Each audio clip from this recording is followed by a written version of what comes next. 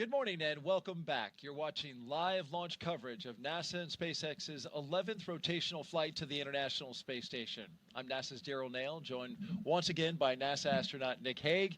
After yesterday's weather scrub, we're back on track for a second attempt. Liftoff now set for 11:43 a.m. Eastern Time from Launch Pad 39A here at the Kennedy Space Center. And before we continue, a quick reminder about Nick's incredible experience in space. General Nick Hague was selected as a NASA astronaut in 2013.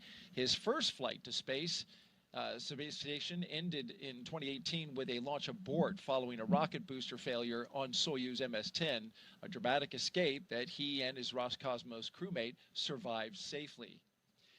He then returned to space successfully on Soyuz MS-12, spending 203 days on the ISS. Then last fall, he commanded NASA's SpaceX Crew-11 mission, launching with cosmonaut Alexander Gorbanov. In total, Nick has logged 373 days in space and completed 4 spacewalks. So glad you're here with us, and you've documented everything starting at T-minus 4 hours and 10 minutes early this morning, and we've been rocking and rolling ever since. No, it's been great to be here. I wouldn't want to be anywhere else. Supporting your friend and colleague, Zena Cardman, as well as the rest of the crew members on their mission today. Crew-11 is launching from Pad 39A. We're just over an hour away. About the same as previously, 40% chance of Once violation. they and launch, copy all, we are all tracking for they'll MS-2 arrive at station and join Expedition 7374. And in just 3 days, Crew 10 will return home. A quick 2+2 crew handover.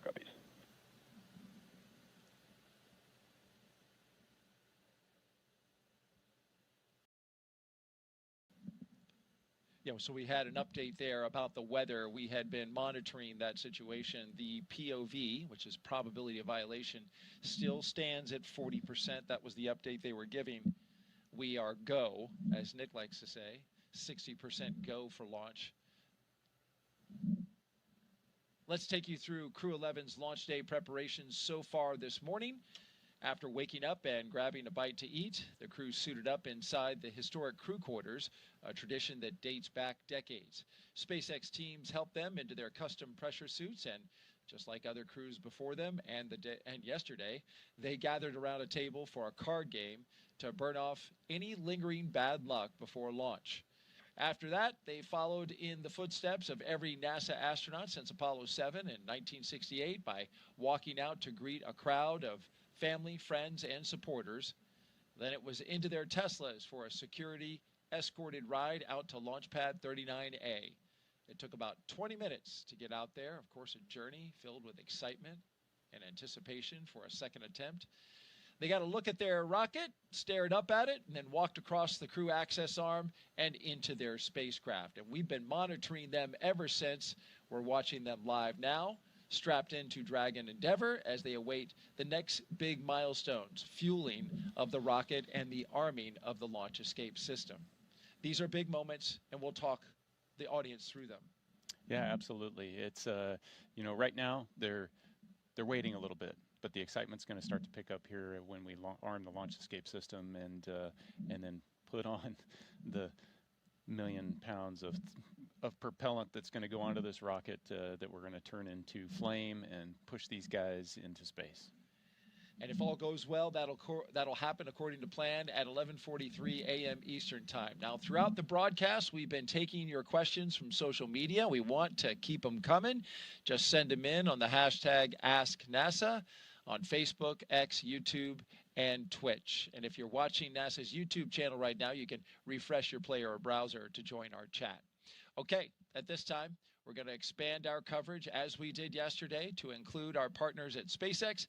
So let's welcome back our commentators joining us live again from Hawthorne, California. Welcome back, guys. We're going to give it another go.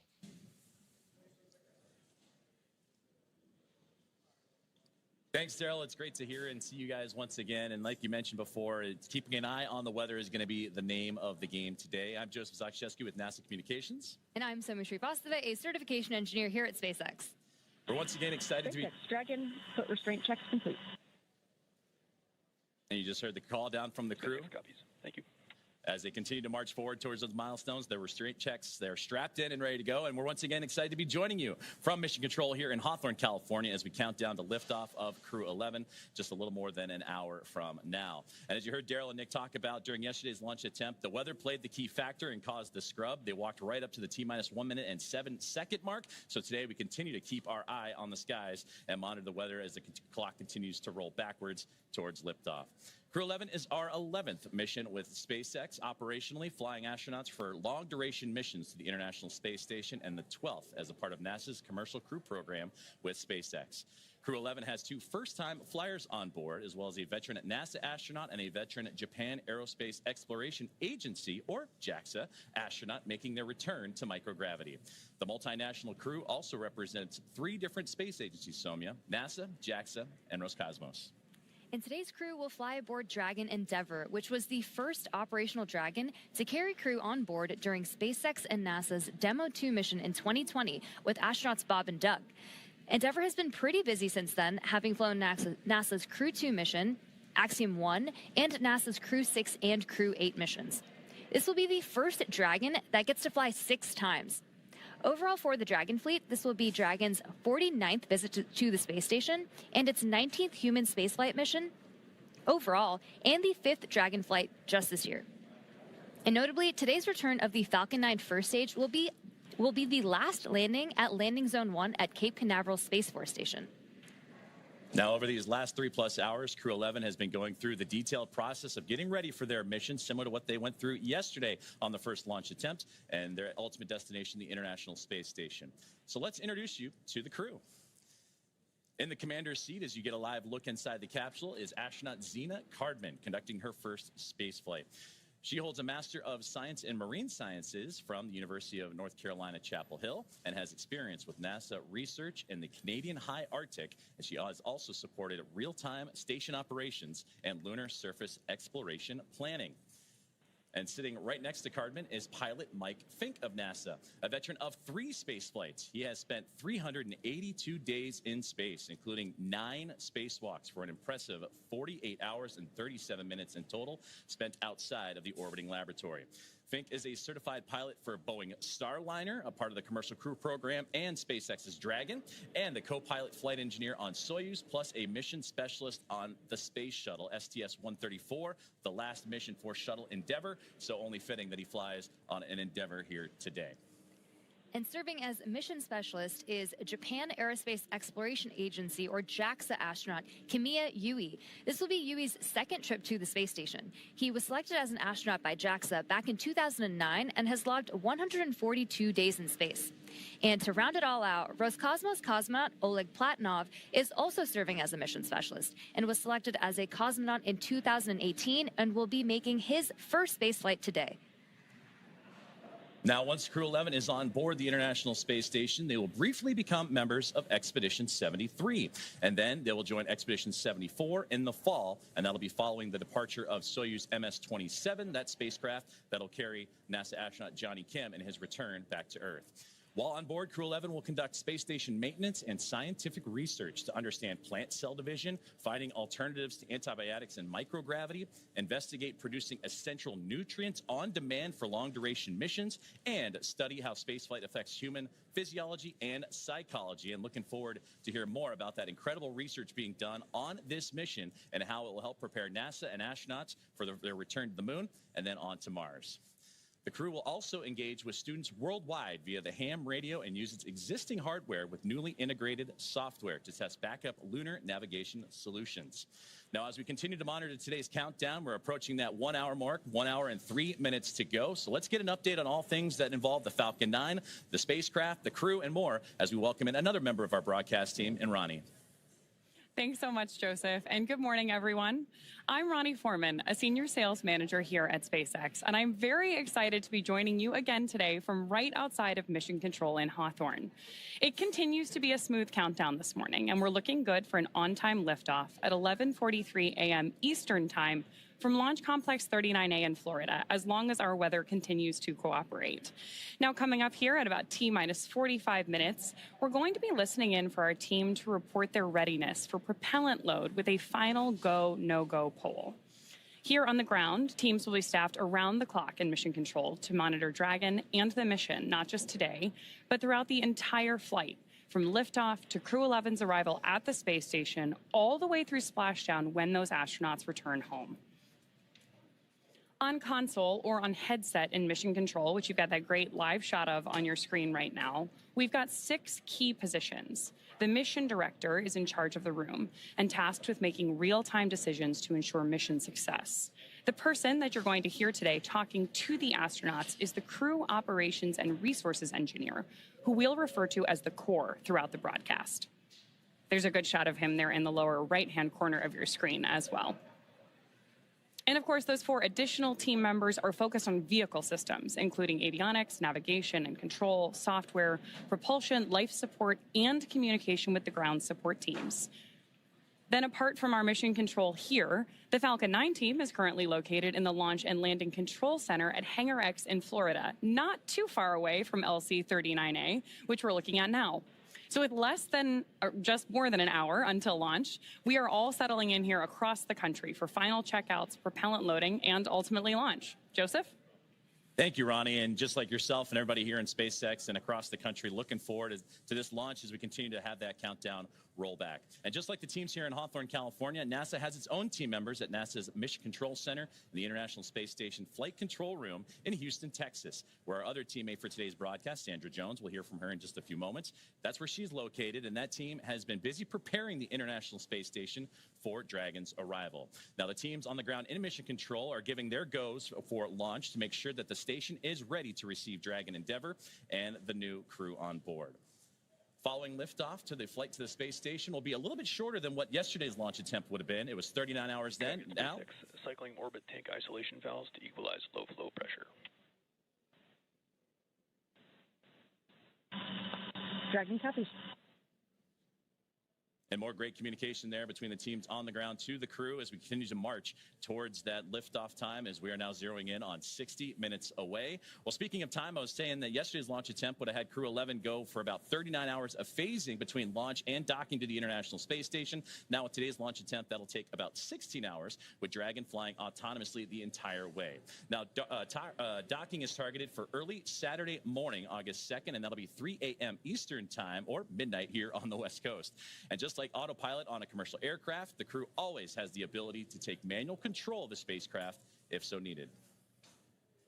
We're now just under T-minus 1 hour and counting. SpaceX, your go for section 5. When ready, report go for launch. We're continuing to hear great comms. Dragon copies, go for section 5 and Wilco. Great comms between Mission Control and the crew. So we are now at T-minus 59 minutes and counting down to today's launch. While we wait, let's check in with NASA's Sandra Jones at the Johnson Space Center to see how things are shaping up at Mission Control in Houston. Sandra. Welcome back to Mission Control Houston here at the Johnson Space Center in Houston, Texas. We are here in the hub of human spaceflight at NASA. The team here has pulled go for launch, and the International Space Station is ready for the crew to lift off as they begin their journey to the orbiting laboratory. At the time of launch, the International Space Station will be traveling 260 miles over the North Atlantic just south of Nova Scotia. In the home stretch of the rendezvous, NASA and SpaceX flight controllers will enter into what we call integrated operations, where both flight control teams will conduct a series of go, no-go polls for Dragon Endeavour's docking to the International Space Station.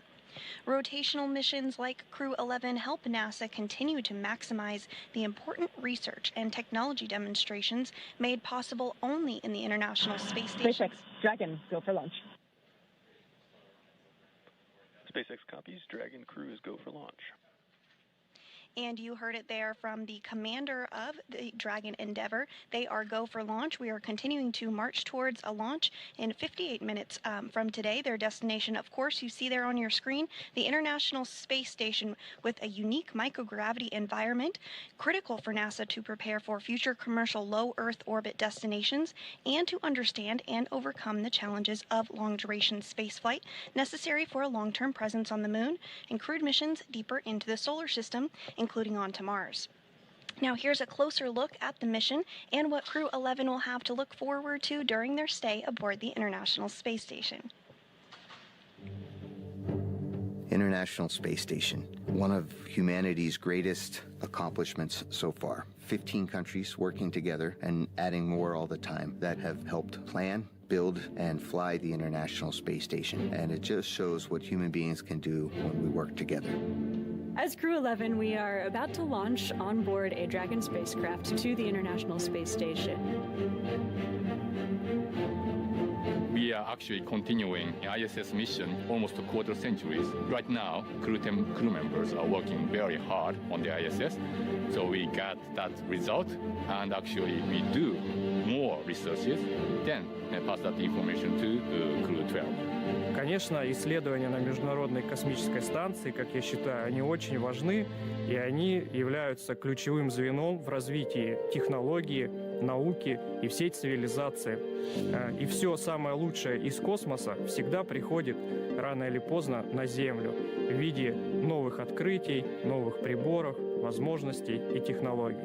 I'm very excited to see what kind of payloads we get to work with. It's a really interesting day-to-day life where 1 hour you might be fixing the toilet and then the next hour you're working on a physics experiment studying fundamental processes of our universe. We're going to be up there for a lot of time. And we're going to, every day, be in space, look at the Earth go by, and accomplish some really amazing science. We will do material science and human research in space, lots of experiments, and then maybe do some spacewalks.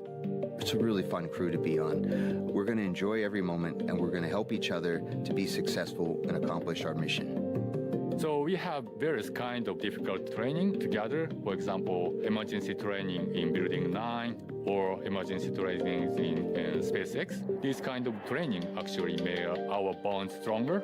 Наш экипаж Crew-11 — это экипаж, который состоит из высокопрофессионально подготовленных людей.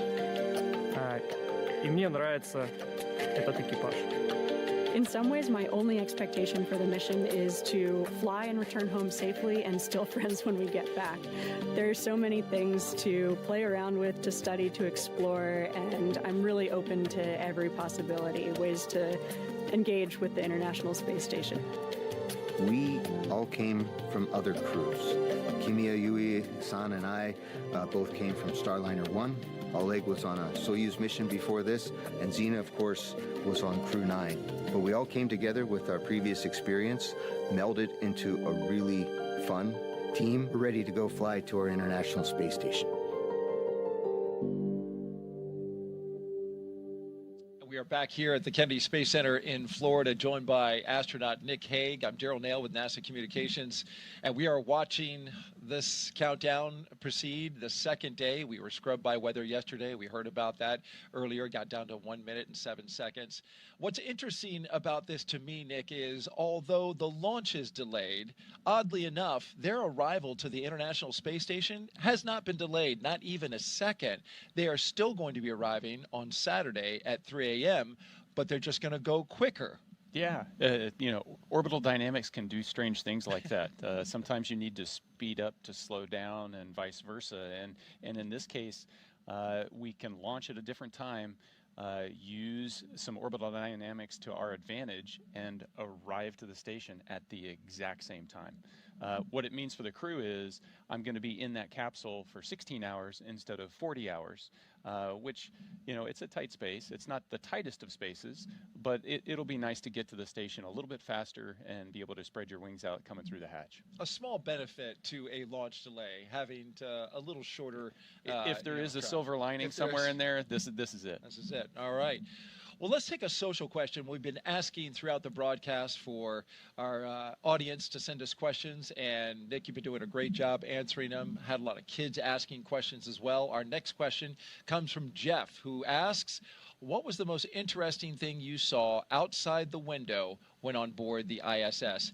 I've heard you describe it now for 2 launch attempts. I thought it was fascinating that you were able to see the entire like coast to coast of America, from West Coast to East Coast, and I just wondered what that was like. But what was the singular most interesting thing you saw? So this last time, it was the difference between looking out the cupola 6 years ago and looking out the cupola now. it was nighttime where, you know, the sun's getting ready to rise. You can see stars all over the place. And I start to see these streaks of, you know, light, and it's like fireflies on the horizon. And what it was other satellites.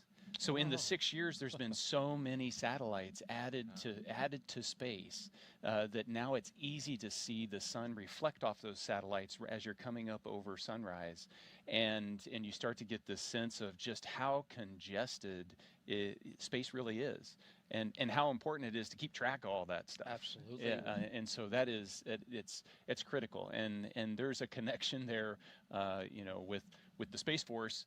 We're right here co-located to launch into space, and we rely on each other, but then also to keep the station safe.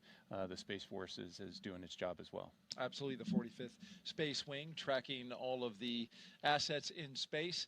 Well, we love hearing from you, so keep those questions coming. Just hit us up on Facebook, X, YouTube, or Twitch with the hashtag AskNASA, and we'll get to yours live.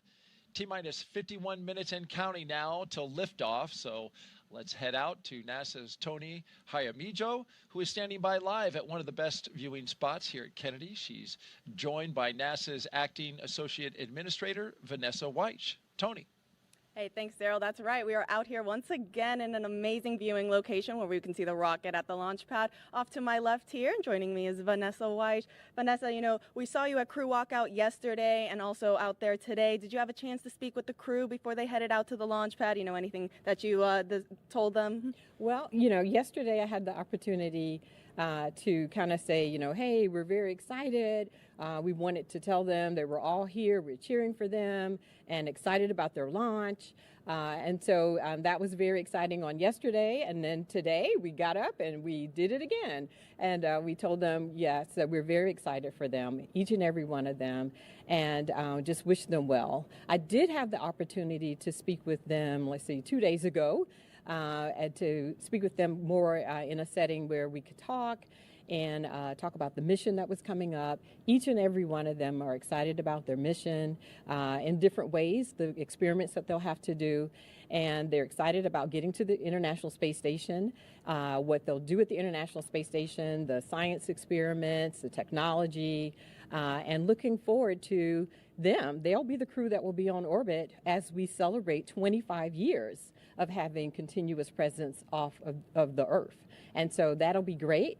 And then they'll also probably be there when we start our celebrations here in the United States of our 250th birthday of the United States. So a very exciting time for this particular crew. Absolutely. We are all very excited for them to go to station, hoping that that happens today. You know, Crew-11 will mark the 12th human spaceflight for SpaceX under NASA's Commercial Crew program. Can you tell us a little bit more about the significance of maintaining that human presence in space? Yeah, so you know, we're really great partners that we have with SpaceX, and them being able to get our crew members to the International Space Station. And right now, today, you know, we're working together off the planet, building towards what we're going to be doing, furthering our LEO economy. So as we continue on doing our experiments on the International Space Station, we're also looking at follow-on space stations. And so working together as internationals, as our industry partners on those further new commercial space stations, and then all of the things that we're learning is helping us as we prepare for Artemis. And so with the Artemis missions, we need everyone, all hands on deck. We'll be working together as we go. Right now, we're planning for Artemis 2, and I think you know, right here at the Kennedy Space Center, right now, we have our astronauts today. They're still here. They're doing their training for Artemis 2. But their first flight, they'll go and they would do a flyby of the moon, and then next up is landing on the moon. So we're excited that all of us get to work on this together. Our international partners, our industry partners, academia, NASA, we're working on this as one team. Vanessa, thank you so much for joining us. Now we'll send it back to our team in Hawthorne. Thanks, Tony. Falcon 9 is the first orbital-class rocket that is capable of reflight. Together, Falcon 9 and Falcon Heavy have completed more than 520 launches and over 449 reflights. And today, the booster will be attempting to make the last landing at Landing Zone 1, which is just down the coast from NASA's Kennedy Space Center in Florida. Rapid reusability drastically is the key innovation that is making space more accessible.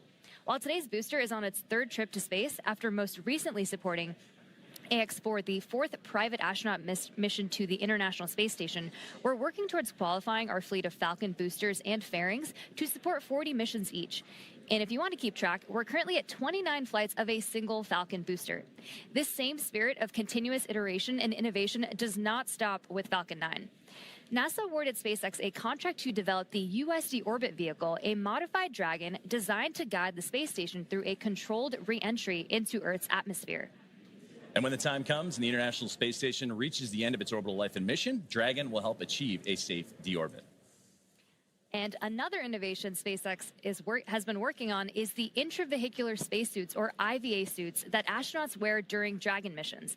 Our team recently made some design upgrades to make the suit easier to get in and out of, and to make it easier to incorporate future updates. The new suits have height adjustability built in, so they won't need as much customization as with previous designs.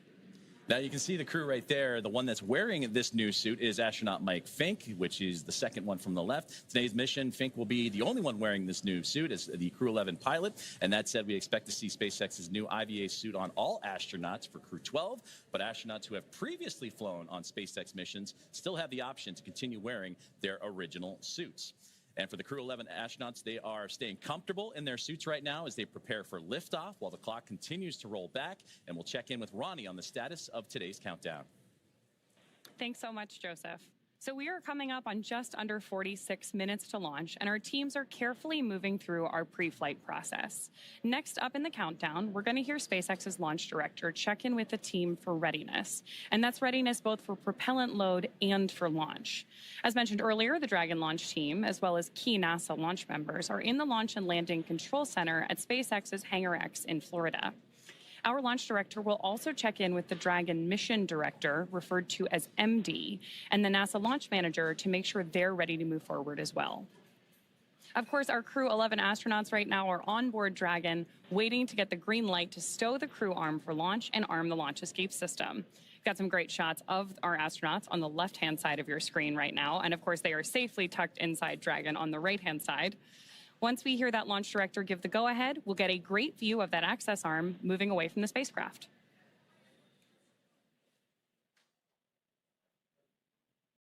We're going to stand by here and listen in for that final poll and some instructions to our team in that final lead up to liftoff.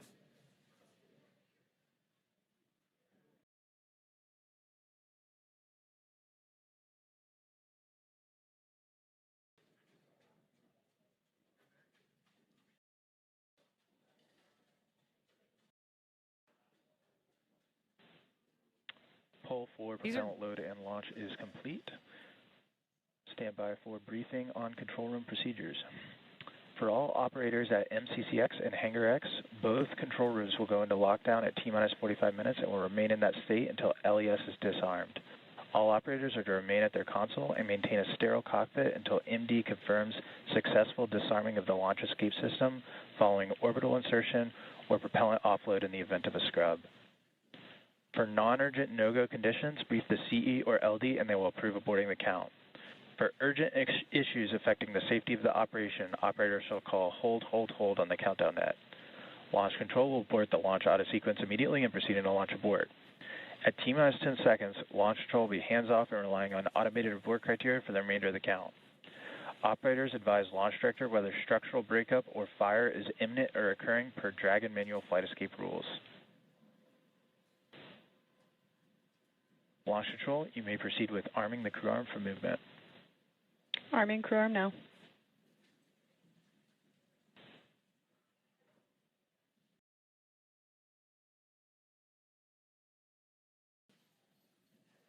So we just heard those instructions to our team. Again, we're about to see that crew access arm move away from the spacecraft. Crew access arm retraction started. Starting right now. And with that, propellant loading is going to get underway here in a little bit less than 10 minutes. So with that, let's check back in with Daryl and Nick. And you can see now the crew access arm articulating away from the Dragon Endeavour, where our crew of 4 is inside. That's a beautiful shot there. A big milestone after getting the go from the launch director at SpaceX. A look from inside the crew access arm now and out over the Space Coast. In this moment in between having the crew access arm rotate away and the arming of the launch escape system, there's a little buffer there where the astronauts will be on their own until that can be armed. And then we start tanking the rocket. Right, so everything is leading up to Crew access arm retraction adding completed. the propellant, adding the oxidizer, filling those tanks on the rocket. And so what do you need to do to be safe for that? Well, I need to arm the launch escape system, but I don't want to do that when the arm is right next to the capsule. So I need to move the arm away. Now I can arm the launch escape system, and then we can start filling the rocket. T-minus 41 minutes and counting here at the Kennedy Space Center in Florida. SpaceX, you are go for Section 6, close visors and arm launch escape system. Copy. Go for Section 6, closing visors and arming launch escape system.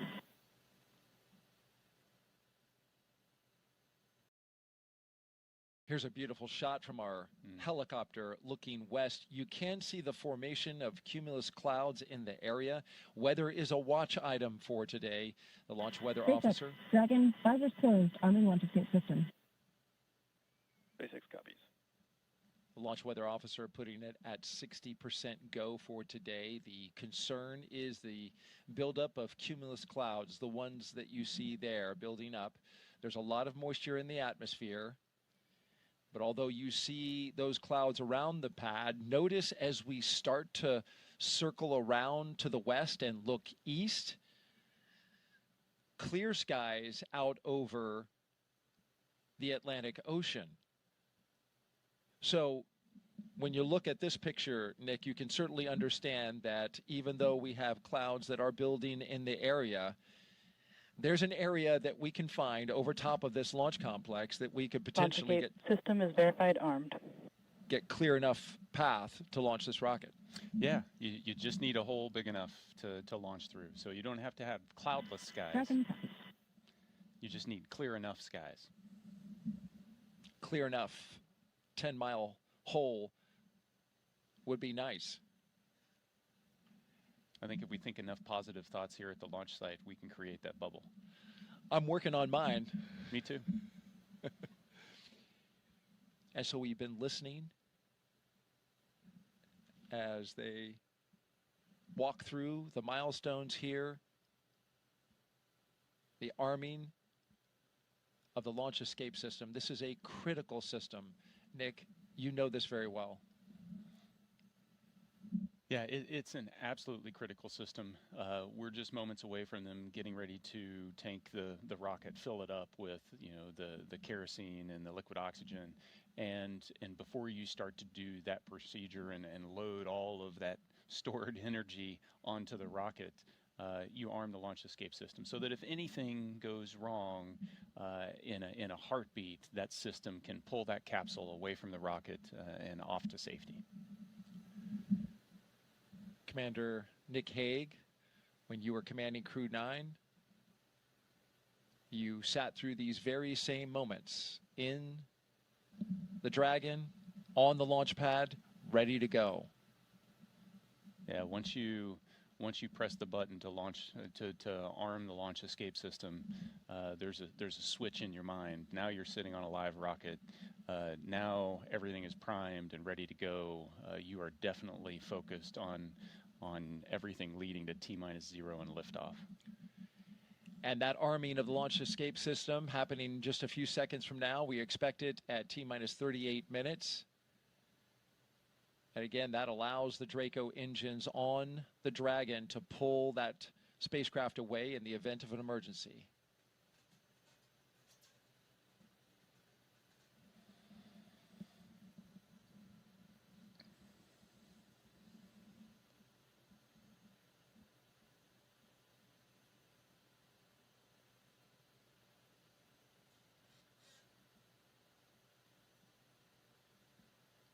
This is a beautiful view. One of the things I love about the way Dragon fills its tanks is being able to watch the frost build up when these cryogenic fuels, when you load them onto the rockets, you're going to see it change color. It's a unique experience for a Falcon. You were talking about the crew inside and the launch escape system. There's a manual option as well if the crew senses something. Yeah, absolutely. There's a handle that sits on the display panel in between the pilot Falcon and 9 the tanks commander are seat. venting for the starter propellant load. And so if something happens, it's within reach for Xena to be able to grab that handle and pull her crew to safety. So there's that redundancy. You've got the automatic system, and you also have the human factor, which is critically important in a mission like this. Yeah, even though they're highly automated systems, there's always a manual backup, and even though it's on autopilot essentially all the way to docking, if need be, the commander, the pilot, the crew can intervene those automatics and revert to a manual control. We are awaiting the beginning of tanking, which is slated for T-minus 35 minutes and counting.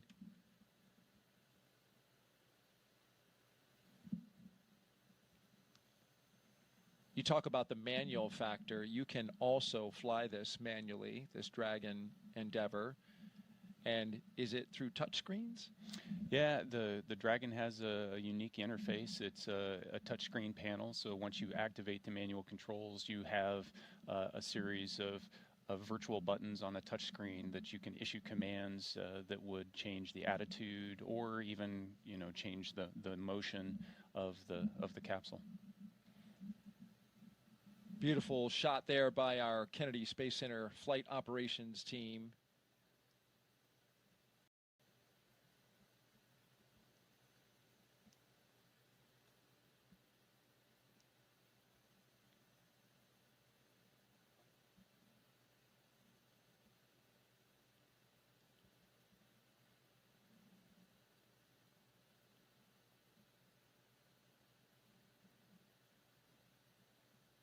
And prop load is The launch auto sequence has started. And there we have the signal that the automatic prop loading sequence is underway. All of this prop load that loads the 4 tanks, the 2 LOX tanks, and the 2 prop tanks sequentially is now being done. It's fully automated. Yeah, and highly timed, choreographed so that these super cold liquids don't have an opportunity to boil off too much. And you want to top off the tanks and then launch almost immediately.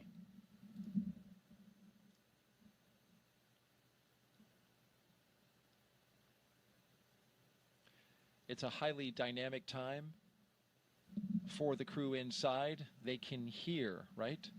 The sound of prop load. Now they're starting to feel Falcon 9 come to life. You hear the pumps and the fuels and the liquids move around. You can hear venting. You'll hear some call outs to warn them about venting. So there's sounds now, the sounds of Dragon. It has its personality, and it starts to come out. All right, with that, thank you very much, Nick Hague, NASA astronaut, commander of Crew 9, here with us as our co-host today. We'll send it back out to California and SpaceX.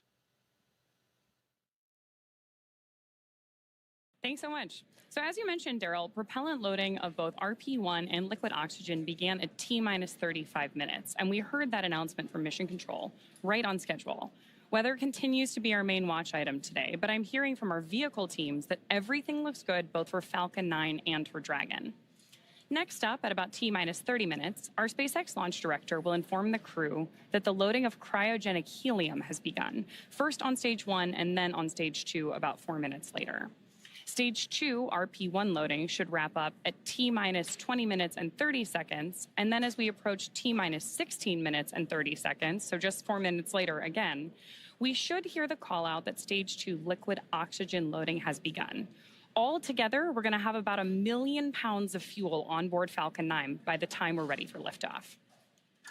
So with all those consumables being loaded on the rocket, at this point, if we have to call a hold for any reason, we will have to stand down and target our backup launch opportunity, which is tomorrow, Saturday, August 2nd at 11:21 a.m. Eastern. The reason we have a specific backup launch day and time is that we can't just pause for weather and jump back into the countdown, mainly because we have an instantaneous launch window today. Let's dig into that some more and do a little Orbital Mechanics 101. An instantaneous launch window means we need to launch at exactly the right time, and that's driven by our planned rendezvous point, which is the place that Dragon and the space station meet in orbit. Right now, the International Space Station is orbiting the Earth at more than 17,000 miles per hour, and Dragon actually needs to catch up to it. That means we have to deliver Dragon to the correct orbit by timing its trajectory relative to the International Space Station so that they're in the same place in space at the same time. A precise liftoff time is crucial for hitting that rendezvous point. So at this point, if we heard a hold called, we would have to stand down and do many of these processes again, which if you joined us yesterday, we know is what happened with our launch attempt yesterday. And then, of course, we'll be targeting our backup launch opportunity, which is now tomorrow at 11:21 a.m. Eastern. So for now, with everything still looking good, I'm going to hand it back to Soumya and Joseph to talk about West Coast recovery. Soumya? We are now at just a little over T plus 31 minutes and counting, getting closer and closer to getting our Crew-11 astronauts into space. Once their mission is complete and it's time for our crew to splash down back on planet Earth, they'll be heading to one of several targeted sites supported by SpaceX. Until recently, Dragon recoveries primarily occurred off the coast of Florida.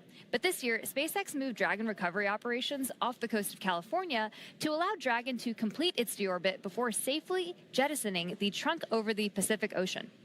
When they return, Crew 10 will be SpaceX's third crew mission to splash down in one of the new locations.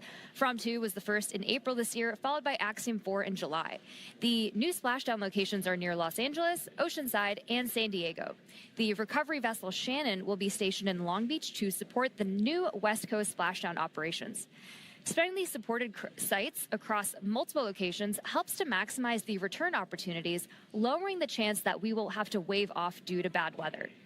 And when the spacecraft re-enters, those in the immediate area may hear a brief double clap of a thunder-like sound known as a sonic boom.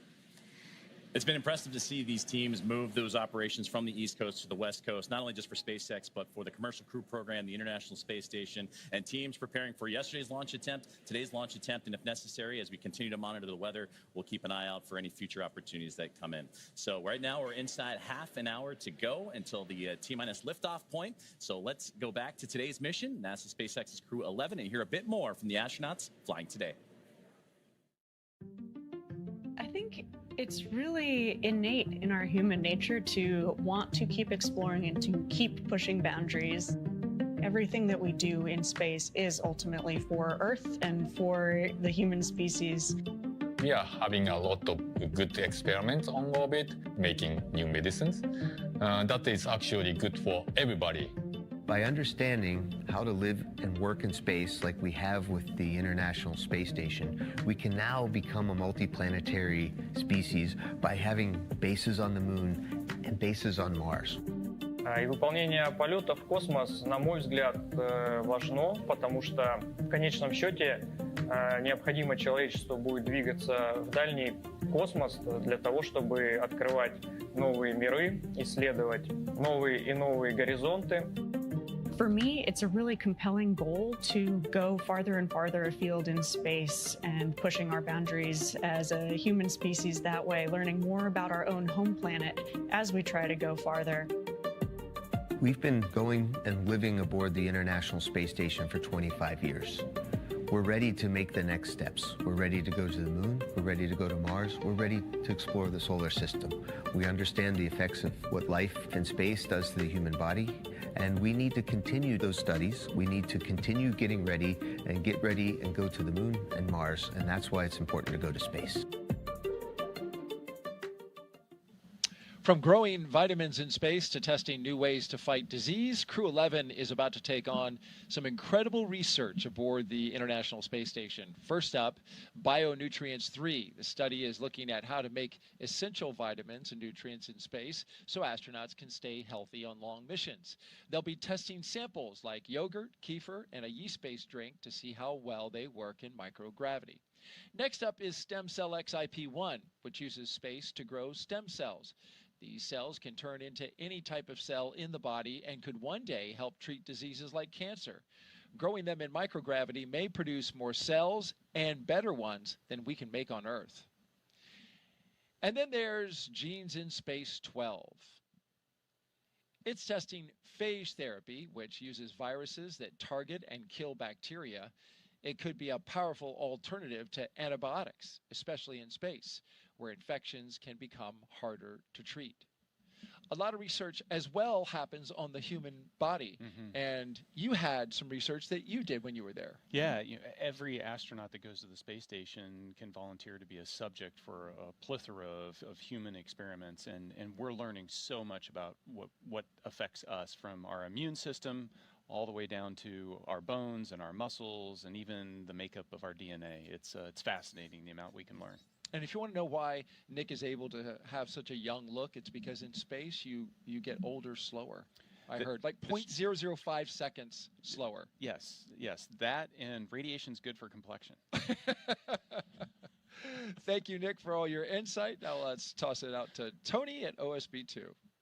Hey, thanks, Daryl. Joining us here, we have Dr. Stephen Platts, Dr. Lori Glaze again. Thank you guys both so much for joining us once again on this beautiful day. You know, Steve, Lori, let's discuss the human research that's going to be flying aboard this mission. Can you tell us what the crew will be conducting?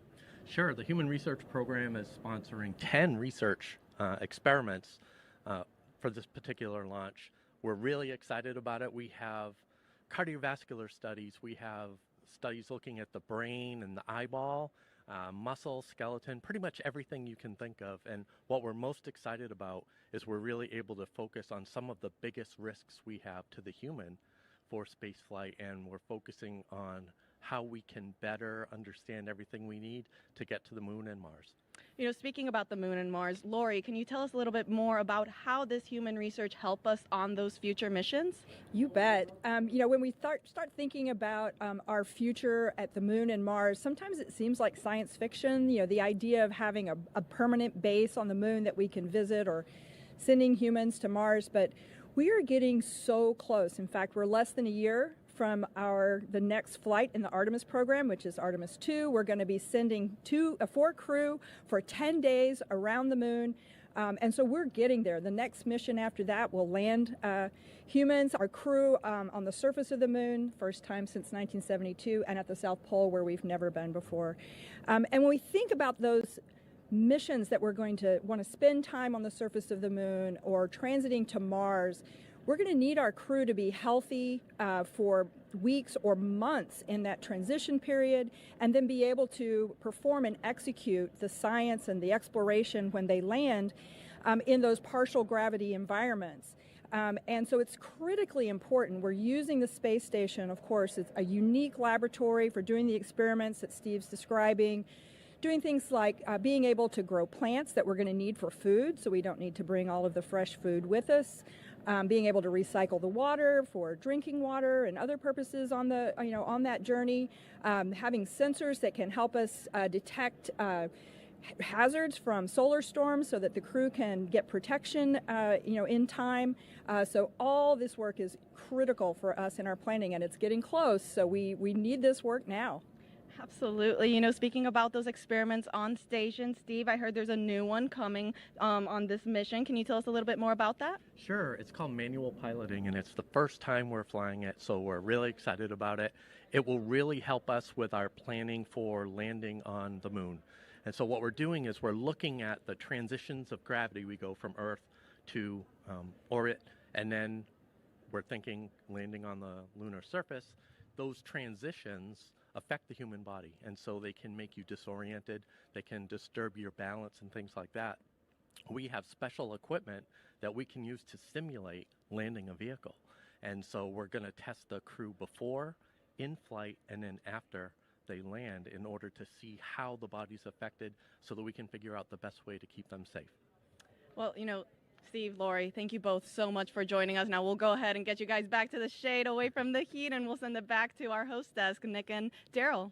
Well, we appreciate you all out there. It is cooking outside, so thank you very much for hanging in there. Crew-11's time in orbit will teach us how to keep humans healthy in the space for long haul. Meanwhile, on the moon-facing side of NASA's work, Artemis 2 astronauts, including Commander Reed Wiseman, are training for a very different challenge, a 10-day mission around the moon. And before they launch, NASA and the Department of Defense are making sure they know how to get home, even in an emergency. Here's Reed with a behind-the-scenes look.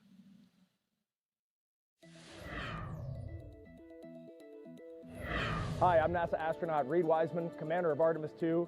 I'm here at the Kennedy Space Center in Florida, and as you can see, work is well underway for our next mission to the moon, both on land and off the coast. Back in June, teams with NASA and the Department of Defense used an area of open water off KSC to rehearse procedures for a possible rescue after an ascent abort from the SLS rocket. Instead of using astronauts, they used a set of test mannequins staged inside the crew module test article, a full-scale mock-up of the Orion spacecraft. You can see pararescuers jumped from a plane into the water with their specialized equipment, then approached the spacecraft, opened the capsule, and transported the mannequins to the helicopter safely for medical care. This was one of 2 emergency procedures they rehearsed should they need to rescue me, Victor, Christina, and Jeremy during an abort scenario. And back here on land, now that the upper stage integration is complete inside the vehicle assembly building, teams with NASA's Exploration Ground Systems have been running SLS integrated testing, where they powered up both the core stage and boosters for the first time in preparation for our 10-day journey around the moon. That's a look at your Artemis Moon Minute. Artemis updates, scan the QR code on your screen that you see in the lower right-hand corner, or just go to the website at nasa.gov/Artemis-Roman numeral 2. And the moon stuff is really cool. The crew today drove by the VAB. There's a moon rocket inside there, and there's a crew that's training right now to go around the moon early next year. Yeah, and I love that view as they were driving by because it shows just kind of how connected this whole thing is. You've got a Crew-11 getting ready to go to the space station, and a lot of what they're going to do is trying to prove out the things we need to know in order to go to the moon. And at the same time in that frame, you've got Artemis 2 getting ready in the background, and I'm excited to see 4 more colleagues go around the moon. 100%. All right, let's head back now to Hawthorne, California. Thank you very much, Daryl and Nick. And right now we're preparing. Load complete.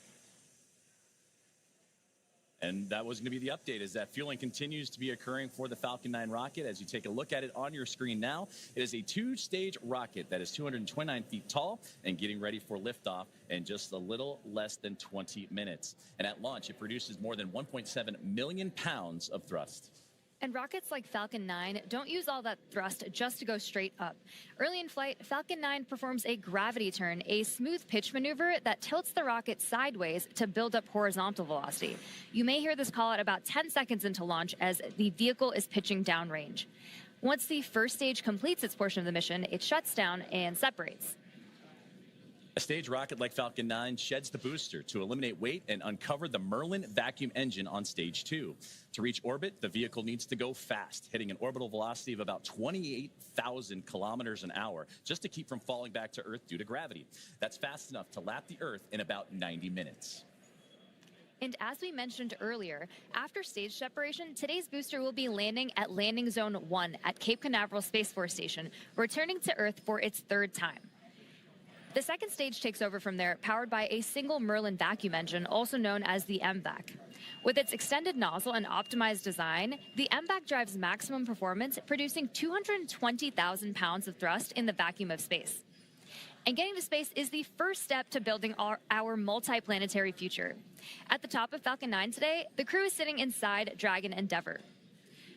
There are currently 5 Dragon spacecraft supporting human spaceflight missions: Endeavour, Resilience, Endurance, Freedom, and our 5th and final Dragon, Grace, which just launched the Axiom 4 mission last month. Designed with safety as the highest priority, Dragon is capable of carrying up to 7 passengers to and from Earth orbit. And Dragon has 16 Draco thrusters that can be used in space to help navigate the spacecraft to its destination, which of course is the International Space Station. And those thrusters providing 90 pounds of force. And that doesn't include the 8 Super Draco thrusters used for and aboard, which are no longer active once the crew is in orbit. To date, Dragon has been to orbit 53 times, including 48 trips to the International Space Station and 18 human spaceflight missions. And as we mentioned earlier, today's Dragon, Endeavour, has been pretty busy, having also flown NASA's Crew-2 mission, Axiom 1, and NASA's Crew-6 and Crew-8 missions. Overall, for the Dragon fleet, this will be Dragon's 49th visit to the space station and its 19th human spaceflight mission overall, and the 5th Dragon flight just this year. Dragon is the first private spacecraft to take humans to the orbiting lab, having flown 300,000 pounds of cargo and more than 1,000 experiments to space, as well as 70 crew members representing 20 countries. Our versatile Dragon spacecraft can autonomously dock with the International Space Station when outfitted with a docking adapter, which is just how it's configured for today's flight. And when it's not going to the space station and it's in free flyer mode, the docking adapter can be swapped out for a cupola, as it was back during the Inspiration 4 mission. And another option we have is the Skywalker hardware, which supports extravehicular activities or spacewalks, as we did during the Polaris Dawn mission. And here's some interesting trivia. There has been a Dragon in space for 1,358 consecutive days since Crew 3. And that's an impressive stat, too. And with T-minus 0... Stage 2 LOX load has started. And with T-minus 0 coming up in just about a little more than 18 or 16 minutes or so from now, our team's continuing to do a series of system checks to ensure Dragon SpaceX 4 status update. Dragon and Falcon 9 are healthy, and we continue to load propellant. Weather is still our watch item. We are seeing some development in the area, so this is going to come down to a matter of time. We're going to keep an eye on it and continue marching towards T0, and we'll see if we manage to thread the clouds today. Okay, Dragon copies. We've got a healthy rocket, healthy Dragon. Weather is continuing to develop. We'll keep going until we can't.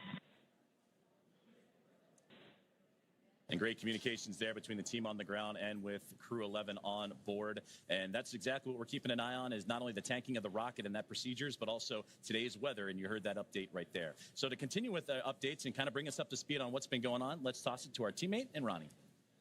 Thanks so much, Joseph. I can give you a little bit more color than we just heard, but obviously the important things we've heard are that we are still on track for an on-time liftoff today, but we're monitoring lots of different factors as we get closer to liftoff. If everything goes as expected, this is also going to be our last landing at LZ-1 today. So lots of different launch pads, landing sites, staging areas, lots of things in play. But the best news is that both Dragon and Falcon 9 continue to be healthy. You heard us wrap up Stage 2 RP1 loading just after T-minus 20 minutes, and Stage 2 liquid oxygen will begin here at about, or has begun already, excuse me. We've also heard that call out that the launch escape system is armed. Of course, the launch escape system, which we discussed in more detail yesterday, is designed to propel Dragon away from Falcon 9 in the unlikely event of an emergency during launch. We've also heard from the Eastern Range, which is monitoring keep-out zones among other key flight requirements today. They're continuing to report no issues, and they are go to support today's launch, weather depending. So again, as you just heard, weather is a watch item. We're now tracking a 60% chance of violation at our target liftoff time, with isolated showers in the staging area and some clouds building right over the launch pad. You are actually seeing them continue to grow on your screen right now. For now, though, we are go for the 6th mission of Dragon Endeavour, and I want to hand it back over to Sandra for a status update from Houston. Sandra? Thanks, Ronnie. Back here in the International Space Station Flight Control Room at NASA's Johnson Space Center in Houston, teams are continuing to work around the clock to monitor activities aboard the orbital outpost. Leading the team inside the room today is NASA Flight Director Anthony Varia. The team in Mission Control Houston, the team in Hawthorne, and the astronauts aboard the space station will track the autonomous docking of Dragon Endeavour when they enter joint operations. This will happen when the spacecraft enters the approach ellipsoid, which is the invisible boundary, stretching 4 by 2 by 2 kilometers that helps us monitor all arriving and departing spacecraft. It's essentially the neighborhood of the International Space Station. Once docked, crew members in both Dragon and aboard the International Space Station will perform a series of leak checks, then work to open the spacecraft's hatch for Crew-11 to float into the space station and begin their stay. We anticipate that the hatch will be opened about an hour and a half after docking occurs, and when they enter the orbital outpost, Crew-11 will be greeted by the rest of their Expedition 73 crew and will come together for some opening remarks. For now, that's going to be all for us today here in Mission Control as the anticipation builds for launch in less than 13 minutes now. So how's it looking on the Space Coast, Daryl?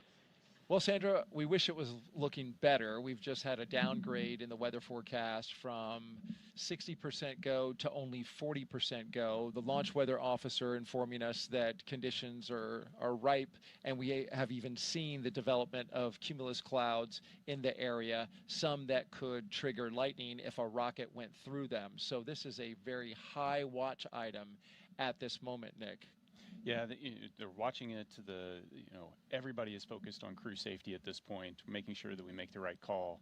But there's a chance, and I'll stay positive. You've been positive. I appreciate that about you. You've done that throughout the broadcast. Here's a look from our helicopter flying over the spaceport right now. And this is the formation of the clouds that is a concern because it is so humid out right now. And we've got a sea breeze that is flowing over the warm land. It is just creating this convection around the spaceport. In fact, we are also expecting to go into a phase 1 lightning alert, which I hate to say it, but just before we scrubbed yesterday, Nick, that phase 1 lightning alert went into effect. So things are starting to stack up against us weather-wise. But nonetheless, it's at this point, because this is a fully automated fueling sequence, it behooves us to just continue to march to see if anything might just clear at the end. Yeah, so there's been nothing that happened up to this point to stop the countdown. So proceed to T-0, and if the timing works out and the weather hasn't built to a significant enough level and it's safe to go, then let's go. Absolutely, and it is an instantaneous window. So we are launching at 11:43 and 42 seconds. So it is literally the weather at that second that matters. And that's where we hope to see some type of positivity in that moment. But it's certainly something that all eyes are on around the Space Coast to see if this rocket is going to go today. In just about 20 seconds, we are going to hear from Zena Cardman, and she's going to say some words, Nick. She has some moving things to say.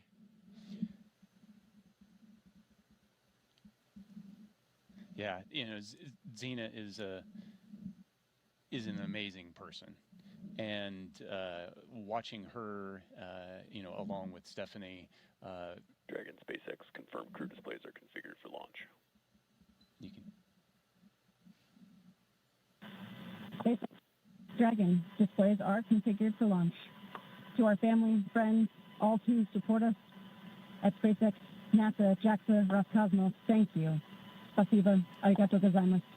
For this freedom to explore, resilience to endure, may grace fly alongside this endeavor.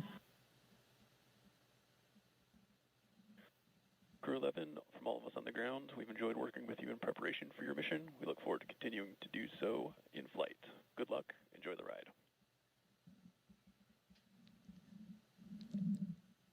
Yeah, and Zena, hitting the tone I would expect her to do. She is the consummate professional. Big message of thank you. Yeah. The gratitude, the team focus, freedom, resilience. These are big themes. These are things that are important to her, and some great words from her. Let's send it now back out to our commentary team for the final minutes of Countdown. Joseph and Samia, take it away.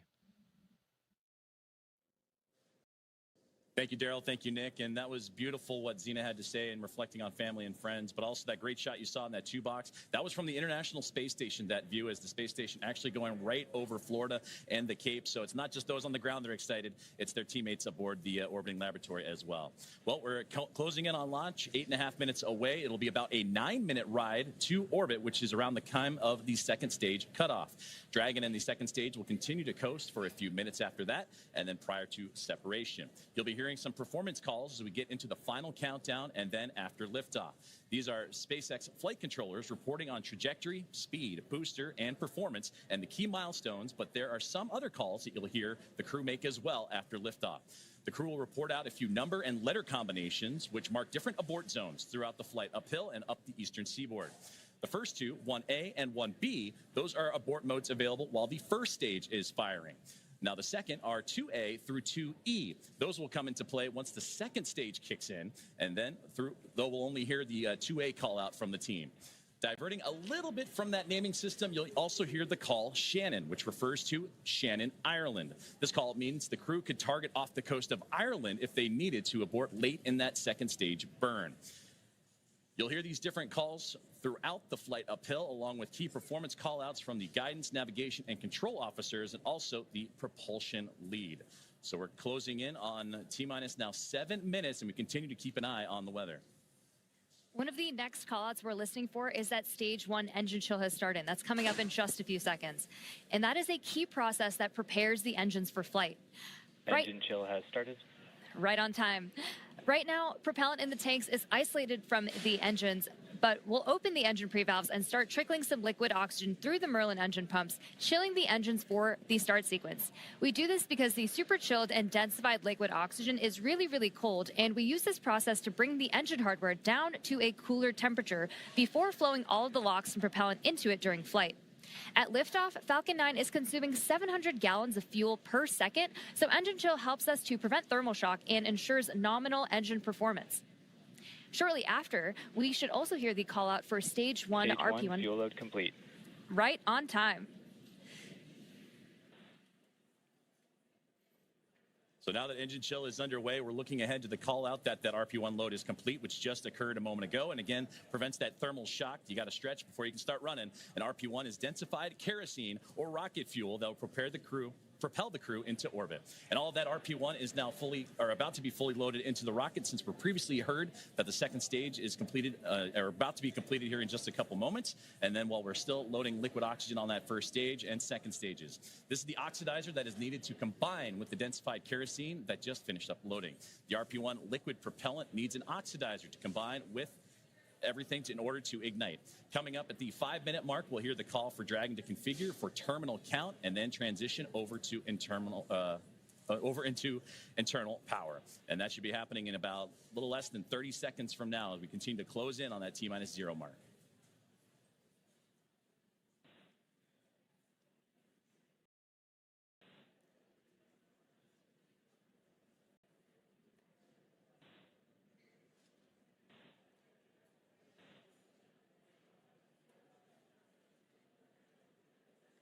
So next up in the countdown, the transporter erector, or TE, will begin to retract from Falcon 9.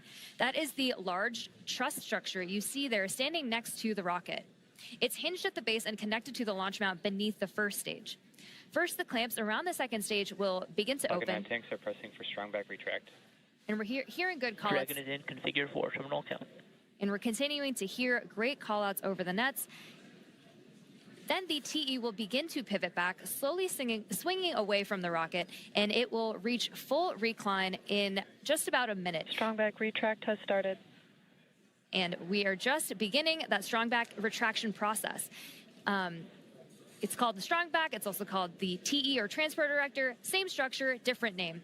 The TE does a lot more than just lean. It rolls Falcon 9 out to the pad, raises it vertical, and stays connected through the final seconds. It provides fuel, power, telemetry, and command connections between ground systems and the rocket.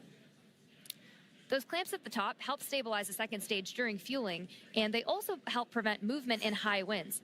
And once they open, which you can see on your screen, they are slowly pulling away. And once they open fully, the rocket is fully free at the top.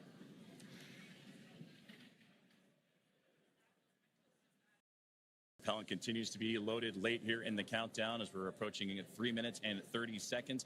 We're continuing to keep an eye on the weather, and that's going to be the biggest thing as everything continues to march towards that liftoff timeline. But you can see there the strongback starting to move ever so slowly away from the rocket. The clamp arms are open, and you also see those white clouds starting to billow off the rocket itself. Those are perfectly normal as it's the coolness of the propellant on board is mixing with that warm Florida air, and that's what causes that boil off, and that you heard Nick talk about it earlier when you have that steam come off the rocket, so it looks like a lot of clouds billowing went off it as well. But approaching the T-minus 3 minute mark, and that's when Stage 1, LOX load complete. And that's what I was about to say, is that you're going to hear that liquid oxygen load be complete. So everything is primed and pretty much ready to go. And you'll see, again, those white clouds of vapor and a great view of the entire rocket as we continue to build closer to launch. And, of course, liquid oxygen, super chilled. Dragon so a little bit terminal count and on internal power. Boils off in that warm Florida air. And now, load complete. We're on internal power. And we're also going to hear gas closeouts are going to start to begin as well. And then everything will get vented overboard through the umbilicals and strongback, and you may hear some of that venting noise come in soon. So LOX is still loading for approximately another 20 seconds on stage 2, and once that is complete, we'll vent down the TE, which will produce a white cloud off the side of the rocket, which is normal and expected, just as Joseph had mentioned.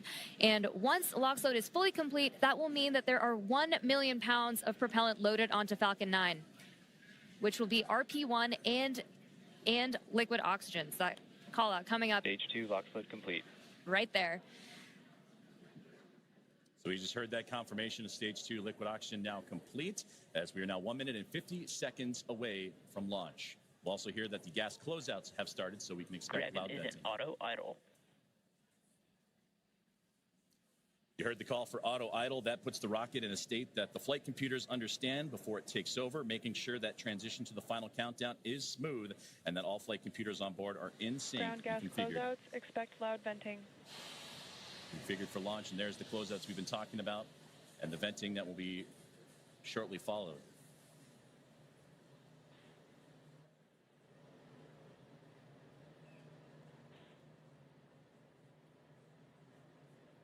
One minute and 10 seconds to liftoff of NASA SpaceX Crew-11.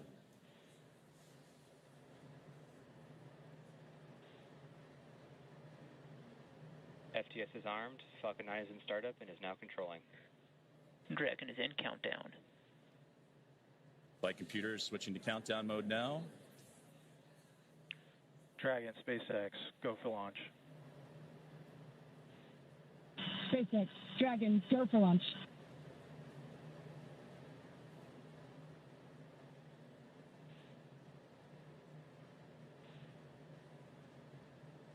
$30 seconds.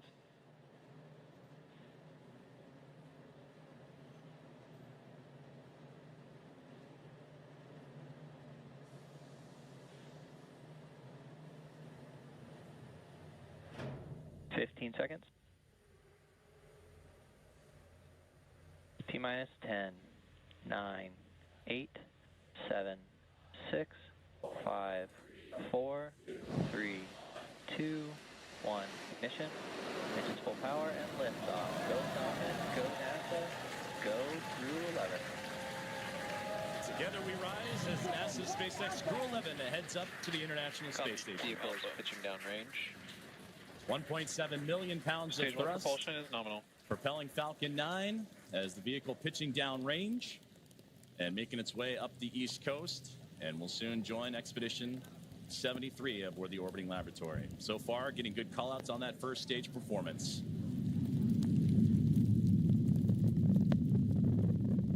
We are now T plus 35 seconds into the Crew-11 mission on board Dragon and Falcon 9. The Falcon 9 engines Stage 1 throttle down. Are throttling down to help Power and telemetry are nominal. To help pass through the period of max Q, or maximum aerodynamic pressure on the vehicle during ascent. Max Q. We just had max Q right there. Falcon 9 is supersonic.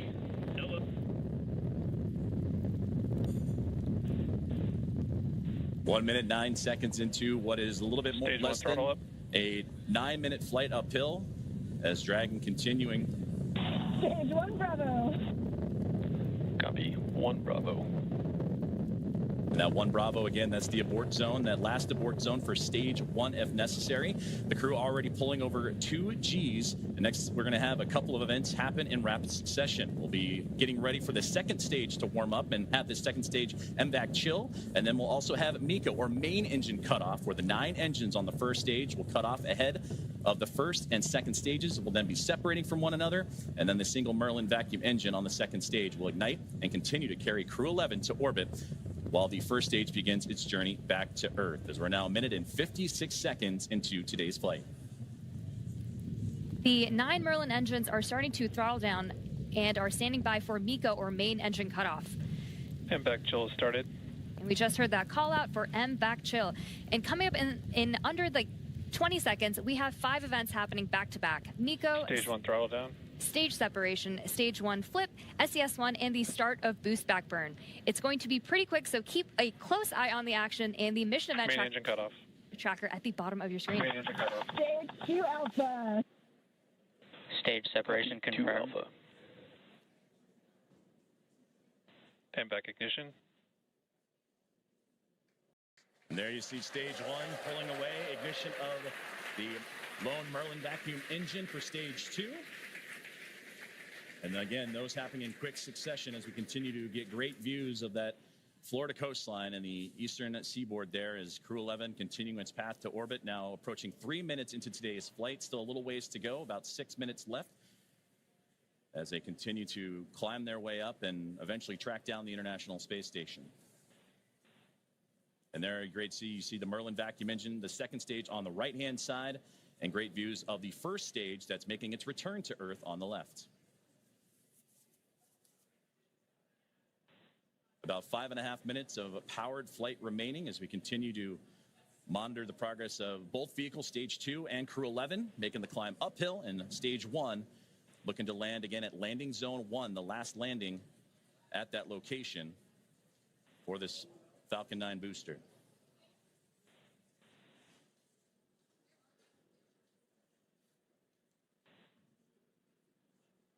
Dragon, SpaceX, nominal trajectory. Dragon copy. We're continuing to hear great call outs over the nets that both Dragon and Falcon are right on track to orbit. So the first stage booster is now on its way to landing zone 1, and we just saw those grid fins open up on the left-hand side of your screen. The first stage has a couple events ahead of its landing. Stage 1 will start its entry burn, which will be the second of 3 burns to return the booster a few miles from its launch site at landing zone 1. During this entry burn, Falcon 9 will use its engines to pump the brakes to slow the vehicle down before it reaches the denser parts of the Earth's atmosphere. And if you didn't know, Falcon 9 has a complex heat shield that is designed to protect the engines and the vehicle from all that combined thermal and aerodynamic loading during max entry Q, which is the moment of max stress on the vehicle during entry. And that will be followed by a landing burn. And this burn will last for about... Dragon, SpaceX, nominal trajectory. Continuing to hear good call-outs.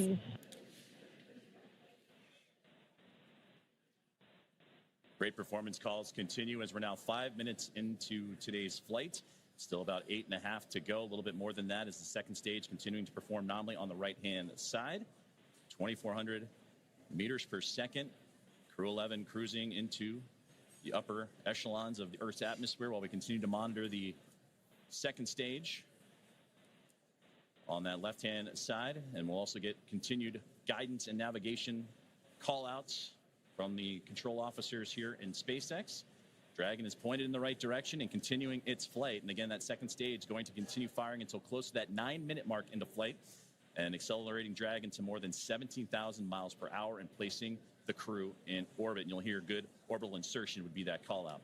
There's the single Merlin vacuum engine that can produce over 220,000 SpaceX, nominal trajectory. pounds of thrust on that nominal trajectory you're hearing right now. And into the vacuum of space. Now approaching 6 minutes into today's flight, about 2 minutes and 40 plus seconds remaining. We are coming up on the entry burn, which is just under 30 seconds from now. And so you'll see the first stage's center Merlin engine reignite as it comes back down to Earth. And after that, we will be approaching. Entry burn startup. And there's the beginning of entry burn right there. Again, this is the second of 3 burns to return the booster to landing zone 1. Burn shutdown. We just made it through entry burn. And you're getting some great views, too, on that stage 1's return to the Florida coastline. Again, landing at landing zone 1. While on the right-hand side, the second stage. And that Merlin vacuum engine continuing to propel Crew-11. Dragon, SpaceX, nominal trajectory. Into orbit. And Dragon copies.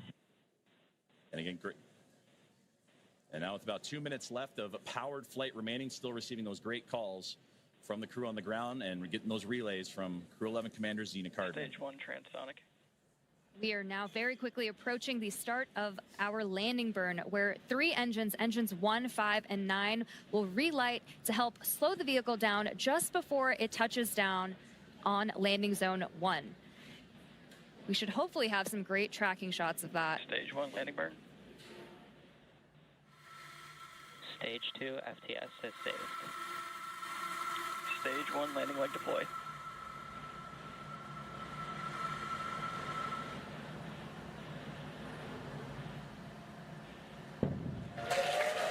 Fantastic return there of the stage 1 booster.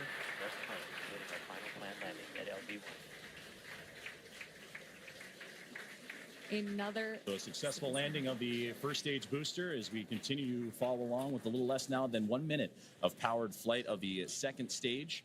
And you'll hear the call out SECO, or second engine cutoff. Is a great view there, glowing orange with the Earth eclipsing right around that Merlin vacuum engine, and everything continuing to perform nominally for NASA SpaceX Crew-11. Terminal guidance.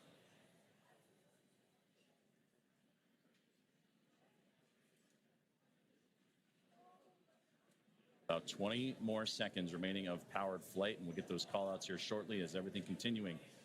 Shannon. Copy, Shannon. And there's the great call out for Shannon we talked about earlier, that last abort zone if necessary, where they can land off the coast of Shannon, Ireland. SECO.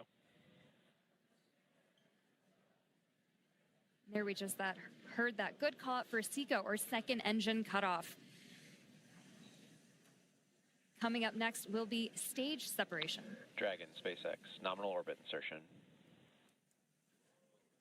And that's the great call you want to hear. Launch-escape system disarmed. A good look inside the trunk there as you're looking for that separation, but you wanted to hear that nominal orbital insertion as Crew-11 now has reached microgravity. So now we'll continue to coast for a little bit after SECO to allow rates and motion from the burn to settle out. Right now we have a great view on our screen of the Dragon heat shield, actually, which is made up of similar materials. And there we have that Dragon and stage 2 separation as we see Dragon coast into its orbit. And a wonderful view there is Dragon Endeavour with Crew-11 on board. Safe. Dragon separation confirmed. And safe and... Dragon, Chief Engineer on Dragon to ground. Xena, Mike, Kimya, Oleg, welcome to orbit. On behalf of the entire Falcon team, we thank you for flying with Falcon today and wish you a great mission. Dragon will take you from here. Over to Launch Director for a few words. On behalf of the launch team, it's been an absolute honor working with you towards launch today. We wish you well on the rest of your mission, and we will be awaiting your safe return.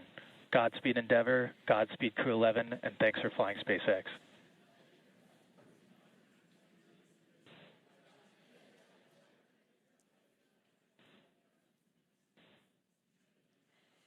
SpaceX Dragon, I have no emotion but joy right now. That was absolutely transcendent. Ride of a lifetime. Thank you. This has been an incredible honor.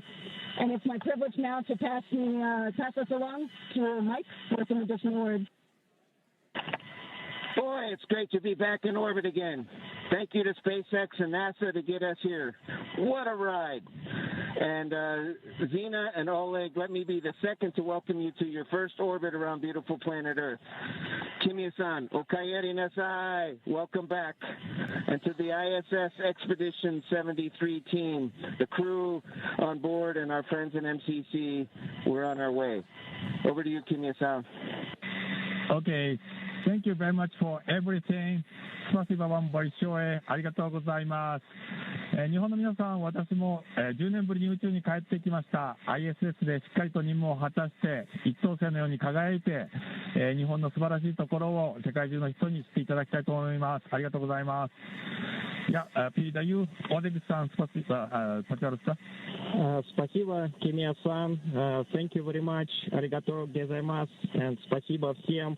I'd like for the beginning to say thank you very much, Roscosmos, SpaceX, and NASA for this unique opportunity to be here with my great crew. Дорогие друзья, находясь на космическом корабле и облетая нашу родную планету, я испытываю неописуемое счастье и восторг. Хочу выразить слова благодарности всей нашей стране, Соединенным Штатам Америки и России за эту уникальную возможность, а также Роскосмосу.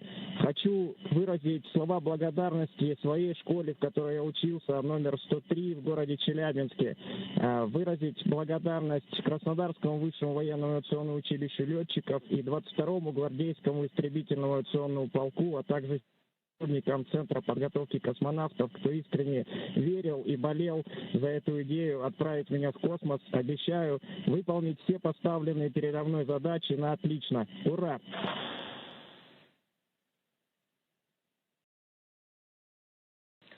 Crew-11, we copy all of your words. We are very excited for you to have reached orbit, and we will now proceed with getting you to the International Space Station. You have approximately 3 minutes left in this ground station pass if you'd like to introduce your zero-G indicator.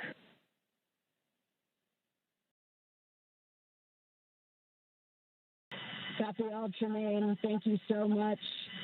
We'll get out our 5th crew member here in just a moment. This zero-G indicator honors a shared memory with our lead trainer, Paul Weiss.